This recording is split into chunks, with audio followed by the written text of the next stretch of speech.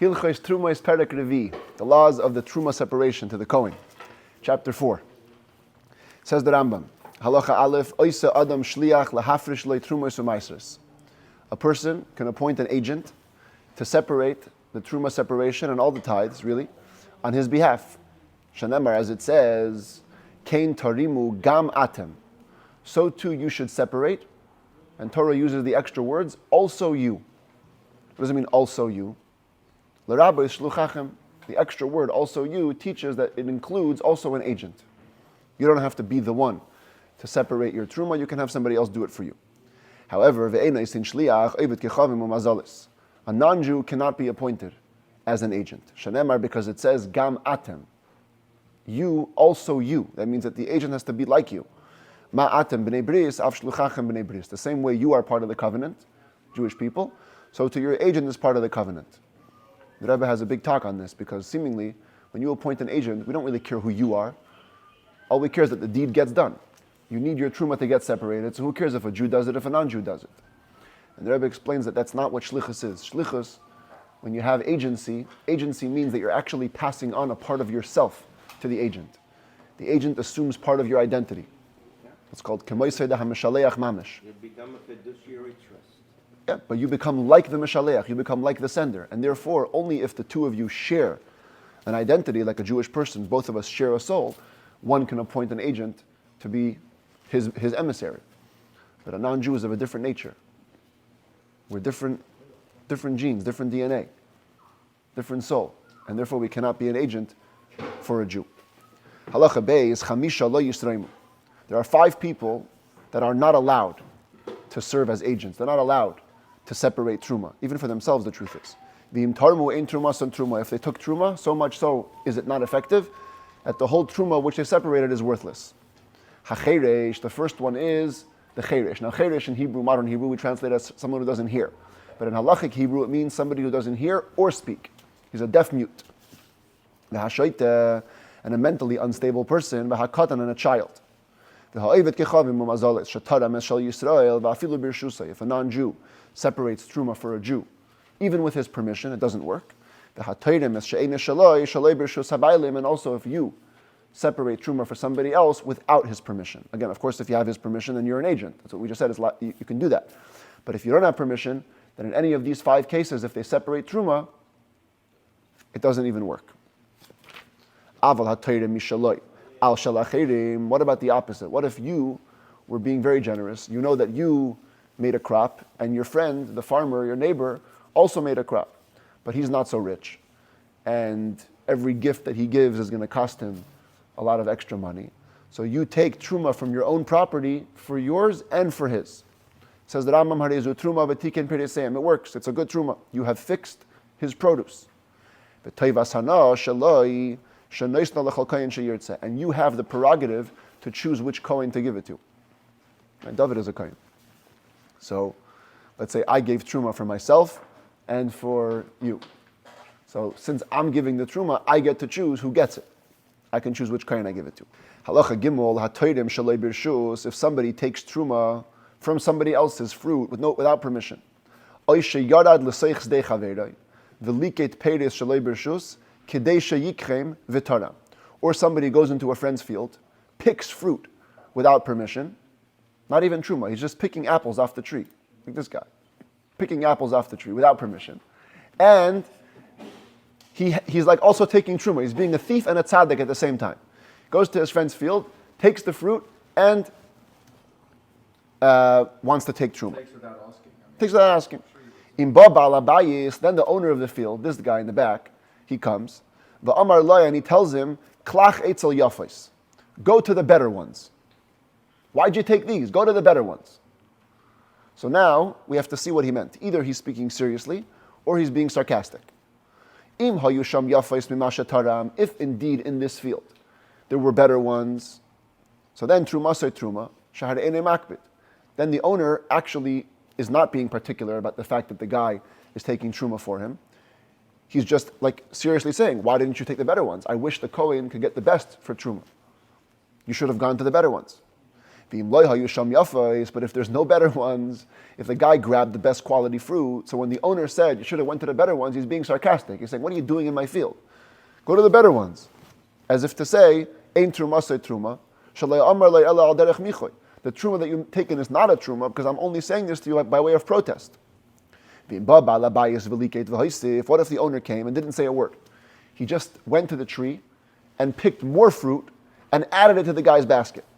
Then either, whether or not there are nicer ones, truma, the truma works, because what's better than an action? You don't need a word. The guy's literally helping you. He's helping you. He's supporting what you're doing. Before, we saw the list of 5 people that shouldn't take truma. Even if they did, it's not truma. Here we have 5 people that shouldn't take truma, but if they did, after the fact, it works. Who is this? A regular deaf person. He can speak, but he cannot hear. The reason why he cannot take truma, ideally, is because you have to make a blessing when you take truma, as we said yesterday, or 2 days ago, and the deaf person cannot hear the blessing. Same thing if you have a mute person, just mute. He can hear, but he can't speak. And a person who's naked, he has no clothes. These 2 people cannot make a blessing for different reasons. The mute guy cannot make a blessing because he simply can't talk. The naked person cannot make a blessing for spiritual reasons. Halachically, you can't make a blessing if you're naked. The hashikar v'hasuma, and also somebody who is drunk, and somebody who's blind, because they aren't able to have proper intent and separate the nicest portion. Tomorrow we're going to see there's a special mitzvah when you separate truma to separate the nicest fruits. No matter how much you give. Yesterday we saw you give different amounts, right? A 40th, 50th, 60th. But what you give, whatever you give, has to be the nicest. And a drunk person and a blind person, again for different reasons, drunk for a mental reason, blind for a physical reason, they can't see what they're taking, and they can't take the nicest ones. Halacha hey katan shehigia le'oinas nedarim. If a child reached what's called the oina, the season of vows. The season of vows is defined by the Rambam earlier in the last book as a child who reaches the age of bar bas mitzvah. They're already 13 or 12 years old, but they haven't yet manifested physical signs of maturity. Even though this child hasn't produced 2 pubic hairs, nor has he become a proper adult according to halacha. If such a child separates truma from, let's say, his own estate, if his father passed away, or from his father's estate with permission, then even if it's biblical truma, it works. Since a child at this age, if he makes a vow, it's considered a vow. If he makes something consecrated, it's considered consecrated, even biblically, as we explained in the laws of vows. So therefore, this child's truma is also effective. Halacha vav. Ha'omer lishluchai tzei utroimli.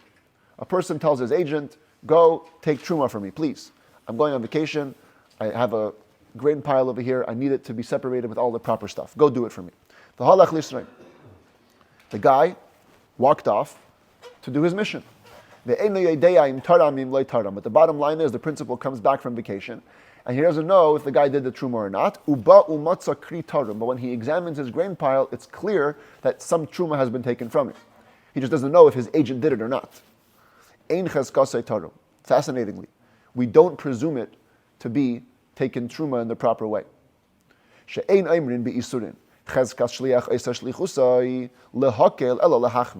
though we have a rule that says you can presume that an agent did his mission, we only say that rule with regards to stringencies.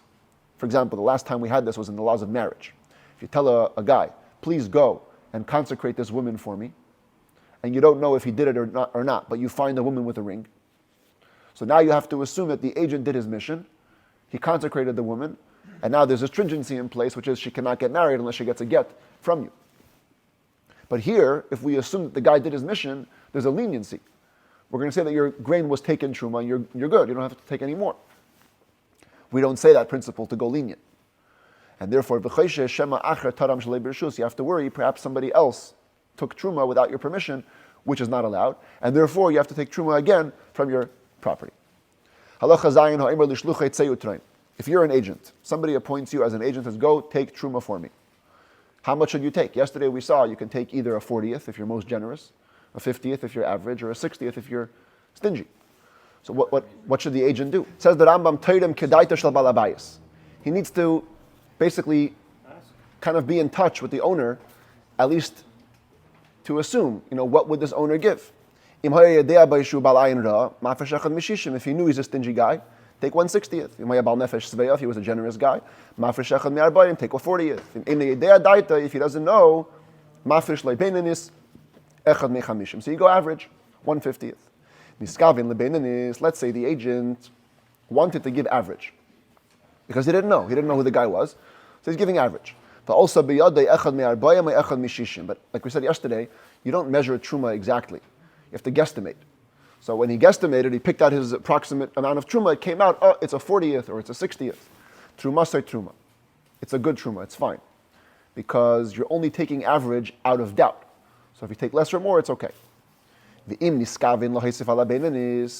if you had in mind to add to the average, and the commentaries explain over here, we're talking about a case where you know he was a generous guy.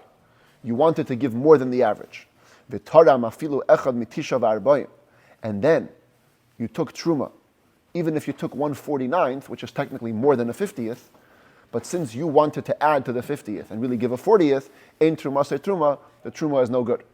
Because if you had in mind to purposely give more, that's what you have to give, you can't give less. Halacha ches, peiros hashutfin. You have partners, two partners in a field. Chayavis betruma or maisres. They have to have truma and maiser taken from them. Shenemar masurei seichem. In the same verse, it talks about an agent, says you should take from your tithes. But in English, we don't have this equivalent, but in Hebrew, it's plural. Masurei seichem, you're talking to two people. Afilo shel shnayim. Even if the produce belongs to two people, they have to give tithes. But he has to double it because no, two? Or no, just one for the property. The partners don't have to ask each other permission. Whichever one takes the truma, it's good. What if they both do? Taram echad mehen, uba hasheni v'taram truma shniya, shahare lo yada shechavere taram. First one takes the truma.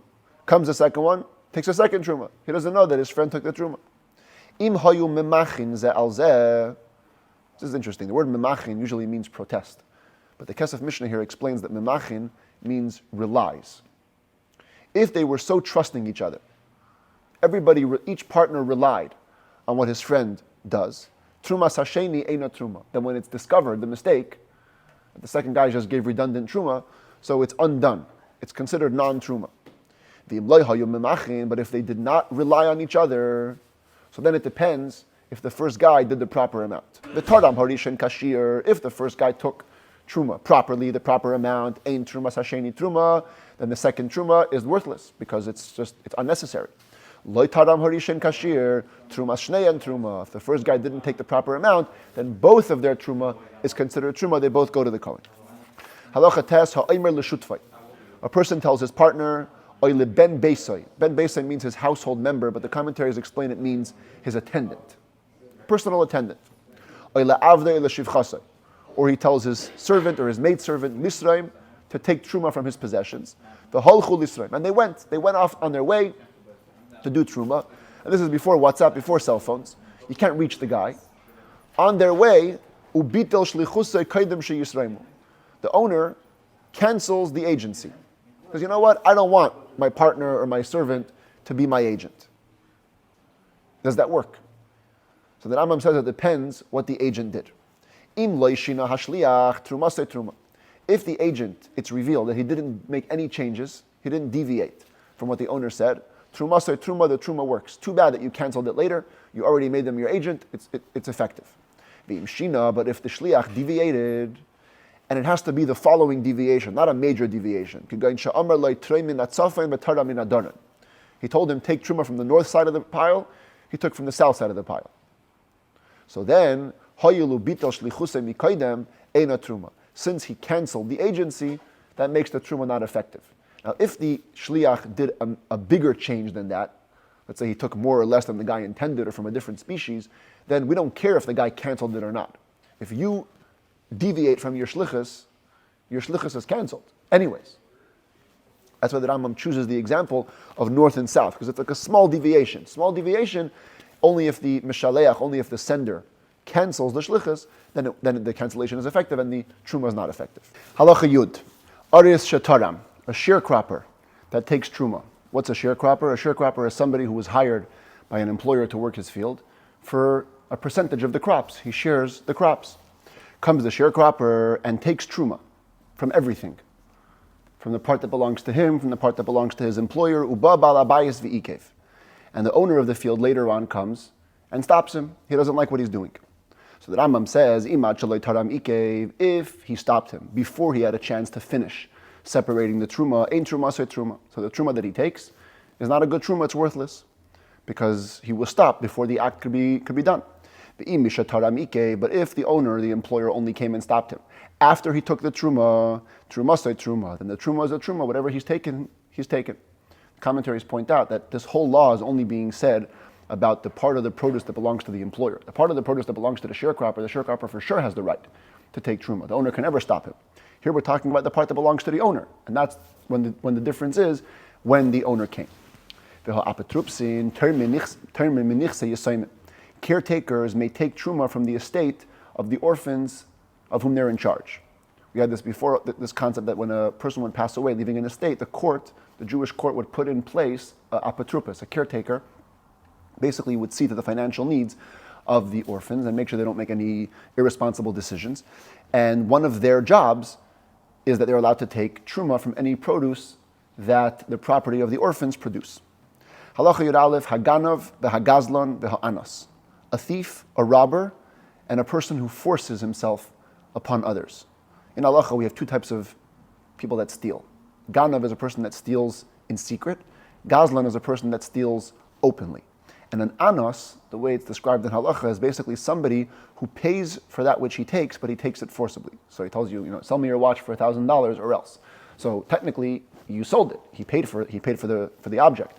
However, it's done by force. So these three people, says the Rambam, trumas on truma. If they take truma from that which they steal, it's a bit of a funny situation because he's a thief, so he's transgressing Hashem's will, but he wants to take truma to do the mitzvahs. Like the Talmud says elsewhere, that a thief, before he digs the tunnel, he davens to Hashem. It's like a bit of an oxymoron. But I guess the faith goes in some ways and it doesn't go in other ways. A person needs money to put food on his table, so he'll give truma to God, but he'll steal money from other people. But nevertheless, be that as it may, the person who steals property and he wants to give truma, the truma is a good truma. And the reason for this is for a halachic reason that we're going to explore later in the Rambam's 11th book, when we deal with the laws of thievery. There's a concept that's called Yush v'Shinur Rishus. Yush means despair. Shinur Rishus means change of jurisdiction, change of ownership. So when a person despairs of ever getting back that which was stolen from him, and it's now in the possession of the thief acquires it halachically. He legally owns it. So in this case too, since he stole the produce and the owners despaired of ever getting it back, we know that because the end of the halacha talks about a case where they didn't despair. So the beginning of the halacha talks about a case where they did despair, since they despaired, and the thief is holding it, when he gives truma, it's like an owner giving truma, and that's fine. But if the owners were chasing them, in other words, it's clear that they were hoping to get back their produce, ein truma son truma. So any truma taken by the thief or the forced sale, it's not a good truma. Halacha Yud Beis haben. You have a child, v'hasachir or a worker, v'ha'eved or a slave, v'ha'isha or a woman. Termin al mashehin oichlin. They can only take truma from whatever food is in front of them. They aren't the primary owner of the produce. The primary owner is the father, the employer, the owner of the slave, the husband of the woman. Avalo yisrim alakil. They cannot take truma for everything in the possession. The whole core principle that this chapter is operating around is that a person is not allowed to take truma from that which doesn't belong to him. The primary owner of this produce is not them. However, if a son is eating together with his father, or if a woman is making a dough, in this case, it's clear that there's permission granted to the son or to the wife to be in charge of whatever it is that's at their disposal, and therefore, they may take truma from everything that they have in front of them, because they're acting with permission. Halacha Yud Gimel HaPoyalim.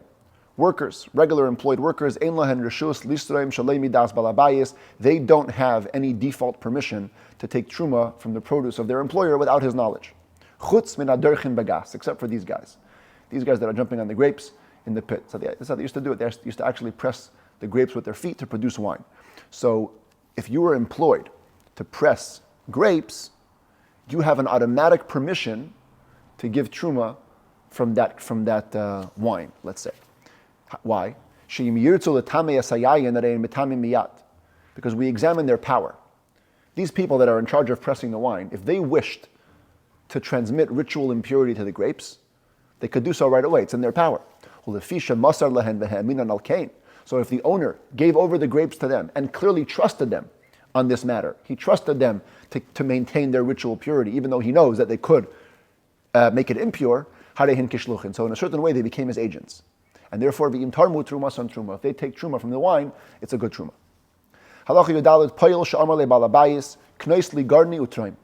An employee was told by his owner in the following order. He was told, gather in my grain, create my grain pile, and then take truma from it. The worker did as he was told, but in the opposite order. V'taram v'achar kach konas. He first took truma from the totality of the grain, and then he gathered the grain into the pile. So the Rambam rules, truma say truma. The truma is a good truma. The commentators explain. The owner wasn't particular about the order. He happened to say, gather in the grain and take truma, but he could have easily said, take truma and gather the grain. Since there was no particularity about the order, so the employee is not considered to have transgressed the owner's will, and the truma that he took is a good truma. Halacha Tezvav, we said before that a goy cannot take truma for a produce belonging to a Jew. What about if a non-Jew comes forward and wants to give truma from his own possessions? Idol worshipping Gentile comes, separates truma from produce that belongs to him. So we're going to see that there's going to be a difference between whether this is taking place in Israel or in the diaspora. Because in Israel, truma is biblical. In the diaspora, truma is rabbinical. So first, we learn the laws of Israel. In Israel, it goes like this. Din Torah she'ena truma. Biblically speaking, it's not truma. Lefi she'enan chayavin. The non-Jew is not liable to take truma at all. So it's a worthless separation. Umidivreyan gazru shatiya truma. But the rabbis, again, in Israel, said that it's shatiya truma say truma. That we should consider the truma separated by a non-Jew as truma. Why? Interestingly, because of cheap Jews. Mishum bale kisin. Because of those who have pockets. It's an expression for wealthy Jews. If a Jew knew that any non-Jew's produce is exempt from having truma taken, what might happen is a Jew might have extra money and he wants to evade paying the truma. And he'll hang it. In other words, he'll blame it. He'll say that this produce actually belongs to a non-Jew to exempt it from paying truma. And therefore, because of that case, the rabbi said, you know what, in all cases, if a non-Jew comes forth with truma, we're going to take it from him. However, we must check. We must ask him a question, this non-Jew who separates truma. Ask him, why did he take it? If he says, I separated it to be used as the Jews want, I submit to the Jewish intent, then it should be given to the Kohen like any truma. But if not, it needs to actually be buried. Shema belibe l'shamayim, because maybe the non-Jew actually had intent to consecrate it.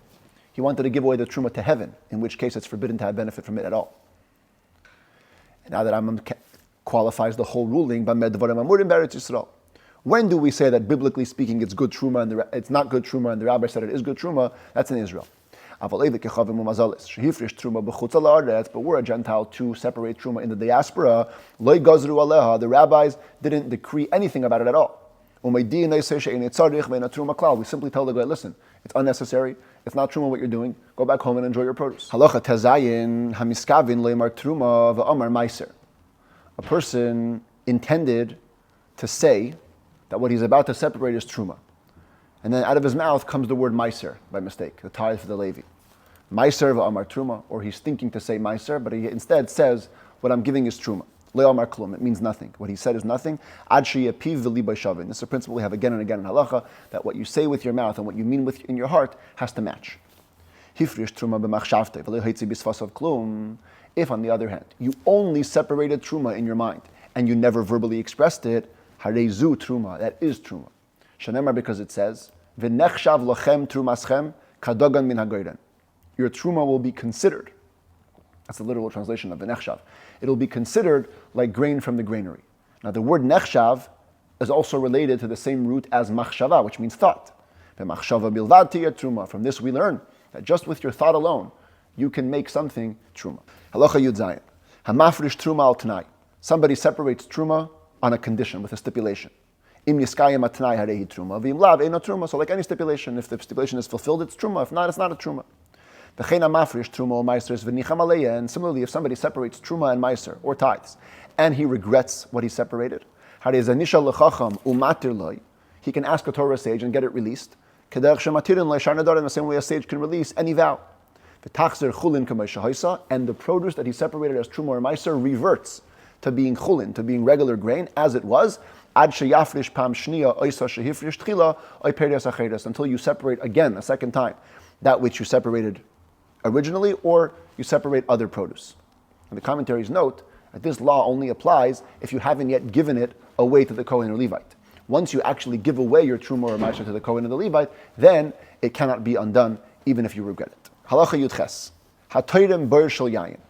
A person is about to take truma from a pit of wine. Okay, maybe we should do a little short introduction here. When it comes to truma, there are two laws that it's important to take into account when learning this halacha. Number one is what we learned yesterday, that truma needs to be separated min hamukaf. That means all the produce from which you're separating the 2% need to be in the same location. That's A. B is a law which we're going to really explore later in these laws, in chapter 13 mainly. It's called meduma. Meduma literally means mixed, and it's a reference to the law that if you separate truma, the truma becomes a certain level of holiness, it can only be eaten by a Kohen, and if that truma then mixes back with regular grain, regular produce, or regular wine, whatever it is, the entire mixture becomes forbidden on the status of truma. Now it's problematic for a regular Jew to eat that mixture. This mixture is called meduma. Knowing that, let's take a look at this case. A person wants to take truma from a pit of wine. That means there's an entire pit of wine filled up over here. So, in order to fulfill the condition of min hamukaf, you need to separate truma directly from the pit. You can't just put in your bucket, pick out some wine, and then after it's out of the pit, say this is truma. You got to say this is truma on the way out of the pit. That way it's in the same location. However, if you just think about it, you pick a bucket out of a pit, what are the chances that some of the wine is going to spill back into the pit? It's very high chances. And if some of the wine from that bucket spills back into the pit, the entire pit becomes meduma on the status of truma, which is a pretty problematic thing. Not only if it spills back, what if the bucket breaks? Same thing, some wine will fall back in, and the entire pit will become meduma. So what does a person do to fulfill both conditions? How do you do min hamukaf and not run the risk of some wine spilling back into the pit? So the Rambam tells us the following. People would do this. They would sit next to a pit of wine, v'amar, and he would say, Hareze truma al menas shatal shalim. I only want this bucket full to be truma on the condition that it'll make it out complete. So I'm taking it min hamukaf from the same location, but I'm making a stipulation that it's only going to go into effect once there's no more risk of spillage. I need it to come up complete. So that's a good condition. It needs to go up full from breakage or from spillage. But that stipulation cannot save you from impurity. If something touches that wine on the way out and makes it impure, your condition is not a condition. It can still be susceptible to becoming impure. But if it broke, let's say, it doesn't make the rest of the mixture meduma. Medamas means it doesn't have the meduma effect.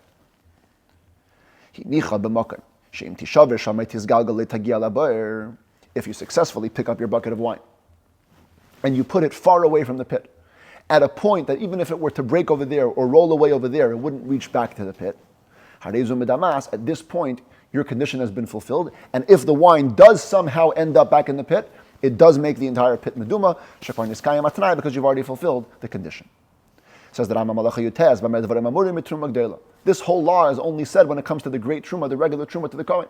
because that's the only one which has to be separated min hamukaf directly from the pit.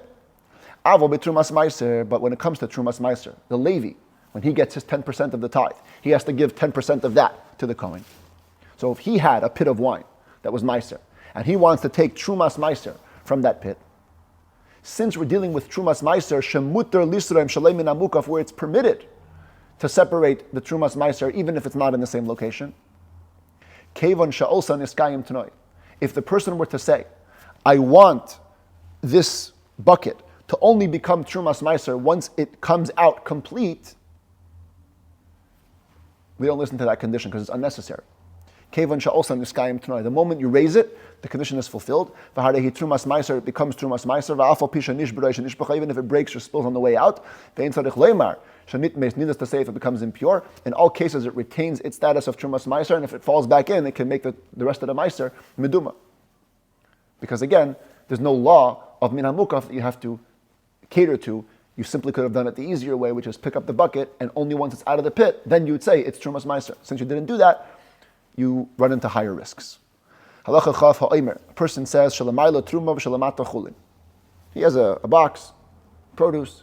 He says, what's on top is truma, what's on bottom is chulin, regular grain. Or shalamayla chulin, shalamata truma, the opposite, what's on bottom is truma, what's on top is regular grain. Dvar of kayamim. Your words are effective. Shahadavar tali b'das hatoirim, because the matter depends on your intent. That's what you intended, then it's good. Chav alef hatoirim esagreida, and in general, when a person takes truma from a grain pile, the truma which you're separating needs to kind of include all the possible grain that's around it. And therefore, you have to actively intend that this truma should count for the grain in the pile, and for all the grain that's as yet unthreshed, and all the grain on the side, and all the grain that's still in the stubble, in the straw. Similarly, a person who takes truma from a wine vat, you have to have in mind that what you're taking truma should count also for the wine that's stuck in the seeds or in the peels. If somebody is taking truma from a pit of wine, now we just said yekev, that's the wine vat, so many commentaries here change it to shemen. Taking truma from a pit of oil. You have to have in mind that what the truma that you're taking is also counting for all the oil that's in. Gefes means like the cheap, the junk of the olives, all what remains of the olives after they've been pressed. Point is, whenever you're taking truma, you have to have in mind that it should cover all potential places where the grain or wine or oil might be. If you didn't have in mind that you simply took the truma, after the fact, it's all exempt. Because the court, the Jewish court instituted, they made a condition that whenever a person takes truma, he really includes everything, even if he didn't actively think about it. Ideally, you should have those conscious thoughts, but if not, it's okay. A person takes truma from a basket of figs, and then he realizes, hey, there's some figs outside the basket. Maybe my truma wasn't effective on them. Says the Rambam, it is. Those figs on the side of the basket also are exempt, because in your heart you meant to take truma from the entire basket, and therefore it counts even for the figs that are around the basket.